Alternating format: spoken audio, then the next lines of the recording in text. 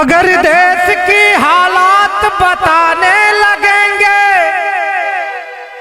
तो पत्थर भी आंसू बहाने लगेंगे।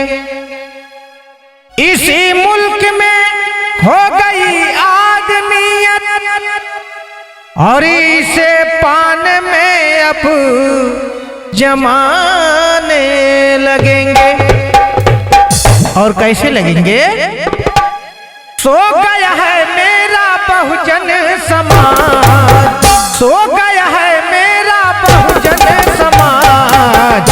बाबा साहब जगा के चले गए, बाबा साहब जगा के चले गए। सो गया है मेरा बहुजन समाज, सो गया है मेरा बहुजन समाज। बाबा साहब जगा के चले गए, बाबा साहब जगा के चले गए।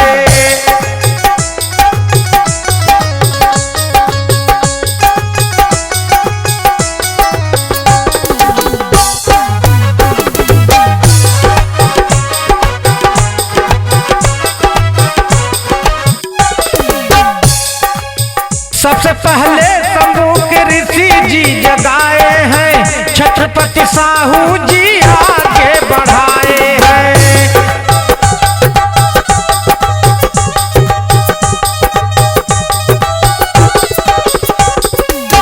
सबसे पहले शंभू के ऋषि जी जगाए हैं, छत्रपति साहू जी आगे बढ़ाए हैं। सब कुछ लूट गया ना रहा ध्यान, सब कुछ लूट लिया ना रहा ध्यान। बाबा साहब जगा के चले गए, साहब मेरे जगा के चले गए। सो रहा है मेरा बहुजन समाज, सो रहा है मेरा बहुजन समाज। साहब मेरे जगा के चले गए, साहब मेरे जगा के चले गए।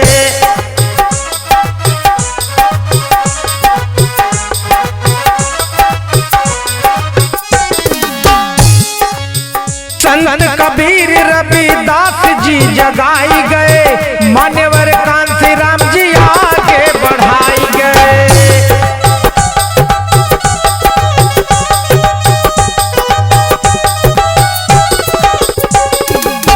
संत कबीर रविदास जी जगाई गए, मान्यवर कांसी राम जी आगे बढ़ाई गए। महापुरुषों का मिलकर गुणगान, महापुरुषों का मिलकर गुणगान। बाबा साहब जगा के चले गए, बाबा साहब जगा के चले गए। सो रहा है मेरा बहुजन समाज, सो रहा है मेरा बहुजन समाज।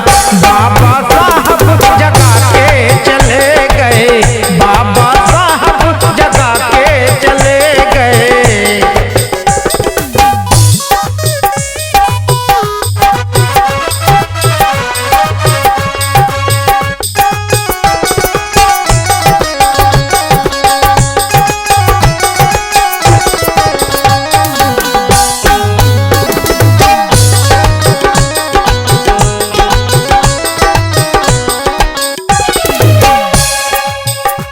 रम